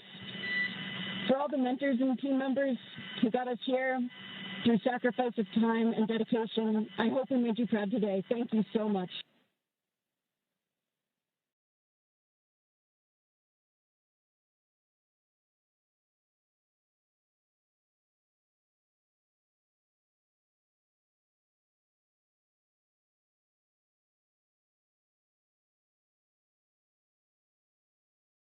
Some great words there from all 4 members of Crew-11 and the astronauts and cosmonauts, all that cadre. They're well on their way to the final destination, which they have about a 16-hour ride to do so, and the phasing to ultimately the International Space Station, where they will turn that group into a full group of 11. So only fitting for Crew-11. To summarize where we are with vehicle activation, we've had nominal dehumidifier activation and service section Draco checkouts. We're currently opening the nose cone. We have just gotten confirmation that nose cone copies all, and we'll be ready for visors open with ECOS activation complete. We just had great comms that nose cone deploy is underway. The 6 hooks that hold the nose cone in place during the launch and ascent portions have to retract, and then the nose cone will be able to start to swing open and deploy. This uncovers a number of critical systems for the flight up to the space station, including the forward bulkhead thrusters and the docking hatch. And that call from the core here in Hawthorne indicating that we had good checkouts of the 12 Draco thrusters around the service section. 4 to go after we get the nose cone open and the ECLIS, the environmental control and life support system, activated inside Dragon. Soon the crew will be able to get their visors open and get out of their suits and settle in for their ride to the space station. And we'll continue to get those call outs and hear about the nose cone again. Right now, currently opening. The hooks have been opening, and they were doing so during the great words from the crew. So we'll continue to monitor and waiting as the nose cone is deploying at the moment. And we'll wait for that final confirmation that it is open. And Crew-11 can continue its journey on as we await those last few moments here as nose cone deployment currently underway. And a great view of Dragon as it went up the eastern seaboard, and we had a view for a moment there is, again, passing over ground stations. And that's what provides us the great views that you've been seeing throughout today's broadcast inside the Dragon spacecraft. And there's a great look at that single Merlin vacuum engine that helped propel Crew-11 into orbit. And a great view of looking outward across the arch of the Earth. Despite all of the weather issues we were having on ground leading up to launch, we seem to be having some really clear, amazing views in space today. And now 16.5 minutes into flight, you're right. It was threading the needle, but they were able to get up and about above the clouds. And even watching that ascent for stage one was wonderful to see them bypass those clouds that we were talking about a lot today. But again, as we await for further views inside the Dragon spacecraft and from their pursuit, Crew-11 to the International Space Station, we're now standing by for nose cone deploy as the team on the ground in Hawthorne, California, right there inside SpaceX Mission Control, actively monitoring all of those systems. You mentioned the Eclipse system inside, and once everything checks the appropriate boxes, then Crew-11 can doff or get out of their spacesuits, those new IVA suit for Mike Fink and company. And then from there, it's going to be about a 16-hour ride to the International Space Station, and that's where they will link up with the orbiting laboratory and the 7 current residents on there. Crew-10 is currently on board, as well as Soyuz MS-27 with NASA astronaut Johnny Kim, and they'll bring that 7 to a team of 11, hopefully in the early morning hours coming up tomorrow. So we continue to stand by, approaching 18 minutes into today's flight. We are just waiting confirmation that the nose cone is fully deployed, but all hooks are open. We should be hearing that confirmation hopefully within the next minute or so. And hopefully we'll also have great views of that nose cone deploy. And that's a great view on the right-hand side of the International Space Station Flight Control Room in Houston, Texas, at NASA's Johnson Space Center, where we got updates throughout the day today from Sandra Jones as the International Space Station monitoring today's flight and the ascent of NASA SpaceX Crew-11. And they pulled goal earlier on as they are ready to receive Dragon.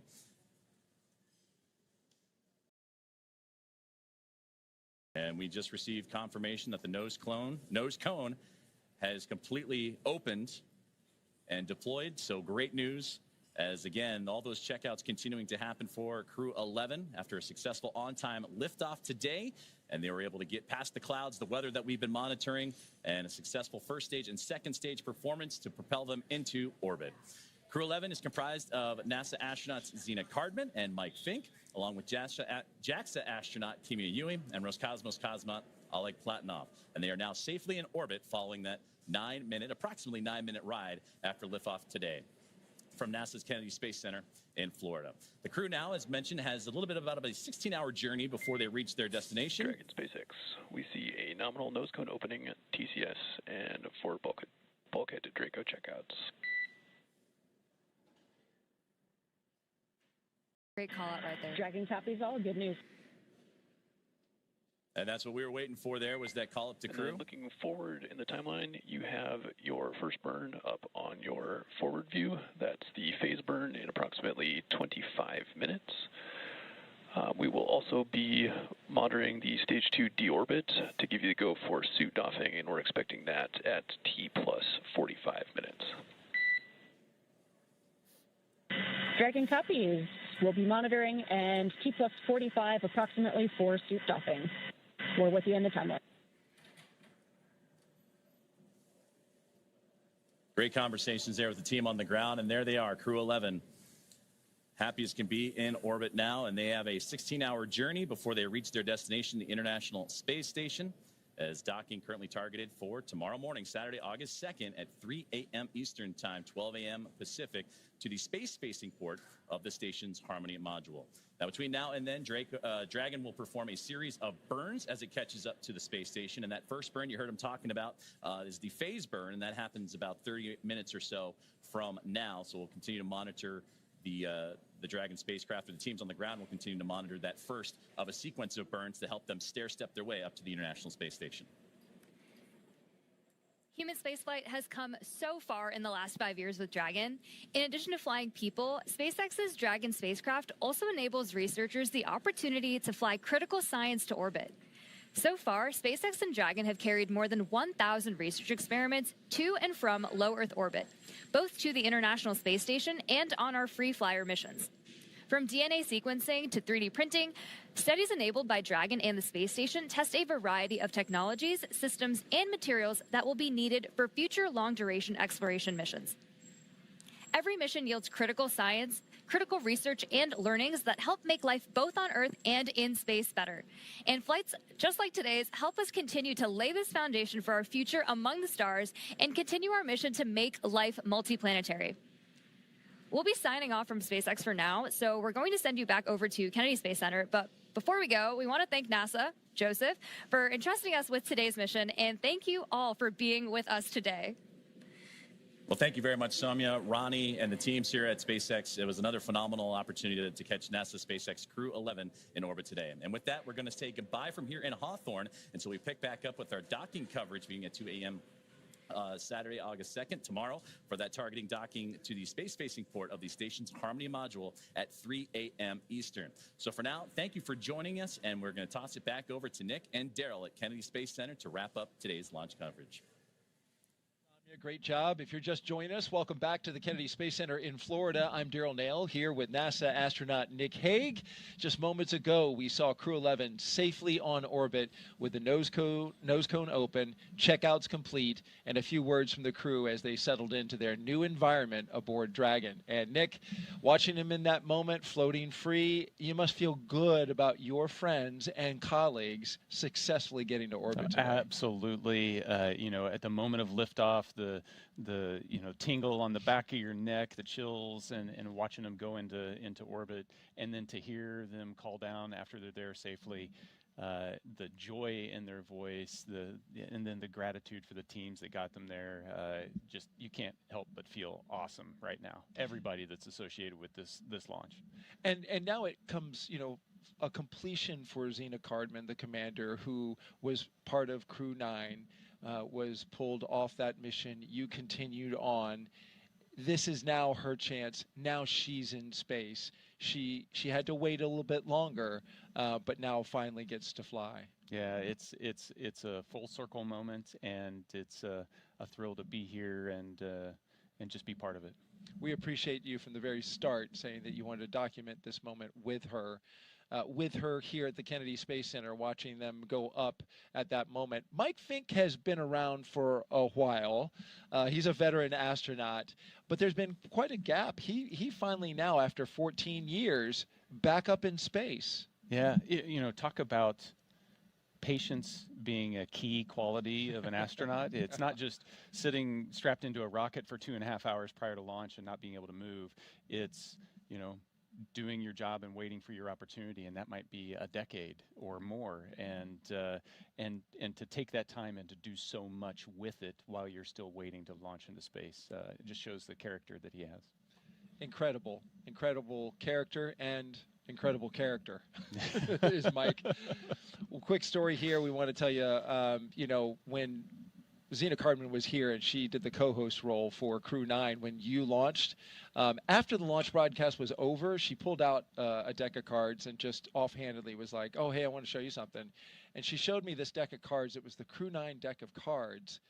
And she had hand-drawn the portraitures of each of the Crew 9 members, which included you, and she was on it, though she didn't get to fly. It was the card deck that you used when you played to get rid of your bad luck. Yeah, in the suit-up room, Right. And so I'm like, you hand-drew these? I was super impressed. So, of course, fast forward to recently, you walk in the pre-production meeting and you're like, hey, Zena wants to have this deck of cards. It's the Crew-11 deck of cards. We want to show them to you now. And she redrew her crew. And we want to show those to you. Hold that up. She's an amazing artist. All the crew members each got a face card. So she's on there, Oleg's on there, Mike and Kimya. And here they are. She hand drew this. We have a close-up of this shot. We want to show you so you can get a real full appreciation. Hand-drawn portraitures by Zena Cardman, the commander. You talk about many talents. Just another talent in what appears to be just this extremely well-rounded astronaut and commander. Oh, absolutely. Not all astronauts are created equal. I cannot do that. She is talented. That's incredible. And of course, they played with this deck of cards when they got rid of Zena's bad luck today. Yeah, and it worked. And it worked. Look at that weather. We were looking at the cloud just off to the south. You know, the power of positive thinking. Your positive thinking is like, you know, perfect. All right, we're going to send it back out for one more interview with Tony. And in the meantime, you and I are going to play some high-low card for your next space assignment. See if I can win it from you. Tony, take it away. Thanks, Daryl. Looking forward to who wins that game. You know, joining me is now Stephen Chan with the Commercial Crew program. Stephen, I mean, what an amazing launch and landing of Falcon's first stage. How you feeling? That was amazing, Tony. You know, to watch the Crew-11 Dragon flying up on the Falcon 9, just it's incredible, you know, to see that. On a personal note, Mike Fink is a dear friend of the family, and it warms my heart to see him to go back to space station to work and live there. I am the external liaison for the Commercial Crew program, so it's my job to make sure that our external partners are coordinated and informed to support our missions, and those partners include Coast Guard, FAA, Air Force, Space Force, and other DoD partners. Today, the Coast Guard is out there making sure the waterway is safe, and you know, FAA is clearing the waterway. So it is. I get to see how much work it goes behind the scenes to make sure our missions are successful, and I am looking forward to have the Crew-11 get on orbit and then come back safely with Crew-10. You know, Steve, you played a critical role in changing the splashdown locations for Dragon to the Pacific Ocean. Can you talk to us a little bit about your role in that and the significance in changing those splashdown locations? Yes, the moving Dragon recovery to Pacific all had to do about the safety of the public, and the trunk debris. By going to the Pacific, we ensure that the trunk is entered over Pacific Ocean and have no risk at all to the public.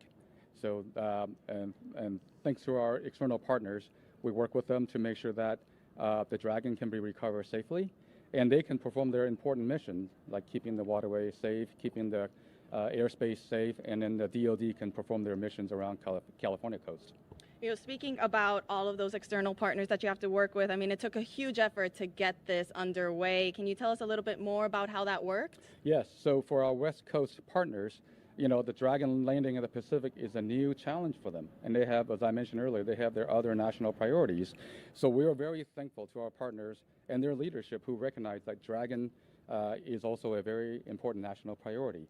So we're very thankful to our Coast Guard, Navy, other DoD partners and FAA that help us make that happen. And I'm looking forward to work with them to bring Crew-10 home safely. They have, SpaceX has successfully brought back 3 Dragon the last few months. And we are confident they can help us get there next week, in the next few weeks. Absolutely. Yeah, absolutely, Steve. I mean, you know, we just launched, but like you said, we now have the rest of the mission. We have to bring Crew-10 home. Can you tell us what are the next steps for you? Where will you be going next? We'll be working with SpaceX and our government partners to make sure we look at those reentry opportunities and coordinate and inform each other, you know, all the important activities. So it's just a lot of coordination, and we're thankful that our partner worked with us on this national priority. Absolutely. Well, we wish you the best of luck on the rest of the mission. Thank you so much for joining us. And Thank now you, Tony. We'll send it back to Daryl and Nick. All right, thank you so much, Tony. And certainly you can hear the emotion in people's voices, especially Stephen here. Just so proud of seeing Mike Fink. He has touched a lot of people here at the Kennedy Space Center in his time working with everyone here throughout the Commercial Crew program. Yeah, absolutely. He has had an impact. And you had an impact on me. I lost to you for your next space assignment. So we need to clear the record here, because you tried to stack the deck and karma won out there because you dealt me the ace by accident. So I'm sorry. That's just the way it goes. Thank you for being so truthful and honest. You know, is this show over yet? No, you know what? We're excited for you, Nick. We can't wait to see what you do next as well. You've brought so much experience and insight and knowledge to the show, and I know that you wanted from the very beginning, after you launched, you told me that you wanted to do this for Xena, for your friends, for your colleagues, for your team. And you're a stand-up guy telling us early on, like, hey, I'll be there and I'll do it. Thank you very much for that. No, my pleasure. Can you take one more social question before we bug out? We didn't hit 8 yet, so yes. Let's do it. One more social question. Let's see if we can get it fired up here. Yes, Aaron Anzar is the winner with, what is your best memory as an astronaut? Wow, you can imagine. There are so many memories that are created. I've listened to you for a couple days now. Yeah. And it's fascinating to hear each and every one that you remember. But what would you put as the number one memory? You know, the image, if I try to sum up my 12 years of doing this job, the image that kind of brings it all together in my mind is just another Friday night floating around the table in the Russian service module, having dinner with our playlist. It's an eclectic playlist of music that mixes in everybody's favorites. So you've got Russian traditional folk music and hard rock and American country western, and it's just the culture that the crew has built, and me trying to talk with my cosmonaut colleagues in broken Russian, and them talking to me in broken English, and we develop our own language, and we're sharing what's going on with our families, and birthdays and anniversaries. It's just life. And we've built that in space. And there's just so many unique aspects, just how you're eating and people are floating around, that it's so normal. It becomes so normal to do that, and that's my hope, is that we can get more people to experience that normal living in space, but also that normal of bringing together people from around the globe and just getting to know each other. Yeah, understanding each other, appreciating where we come from as different countries. What strikes me about that is a memory that you chose is you went on EVAs. You went outside the spacecraft, outside and saw the entire planet underneath your feet, but you pick a very human moment as the memory, a bonding moment among your crew that stands out as the number one. I'm sure there's a ton of great memories, but it was the human one at the end of the day. I mean, you can spend all day in the cupola staring at the Earth, and it's an amazing view. But when a crewmate floats up and watches it with you, it's just that much more spectacular. That's awesome. That's awesome. Nick Hague, NASA astronaut, and a brigadier general with the Space Force. Thank you so much for being here. You did a fantastic job. And with that, our coverage comes to a close. But the journey for Crew-11, well, it is just beginning. After a stunning launch from Kennedy Space Center and a successful ride to orbit, the crew is now on their way to the International Space Station. This is a shortened trip, 15.3 hours, with docking targeted for a Saturday, August 2nd, at approximately 3 a.m. Eastern Time. And we'll pick back up, of course, with our coverage beginning at 2 a.m. Eastern Time on that same Saturday, tomorrow, for a targeted docking at that moment. And so with that, we want to just say thank you to everyone who was participating in this show today. If you want to follow along with the mission, Crew-11's journey to the space station, just by check in with our real-time mission audio. It will have the flight controllers communicating with the team. You can check that out. The QR code that's at the bottom of your screen now, you just pull out your phone and scan that. You can watch on your phone or watch on your TV with a streaming app. We'll pick back up live with broadcast coverage about 2 hours before docking right here on NASA Plus. Nick, thanks again. Really appreciate it, man. 2 launch attempts. I mean, you were fantastic. This is a long slog through the day, but it's wonderful to document seeing your friends go up to space. Yeah, wouldn't want to be anywhere else. Absolutely. So with that, thank you so much for joining us. Have a great afternoon, everyone, and thank you again for watching us get these astronauts to space. Continue to follow us as well, and make sure that you keep looking up. we are seeing the astronauts that are flying.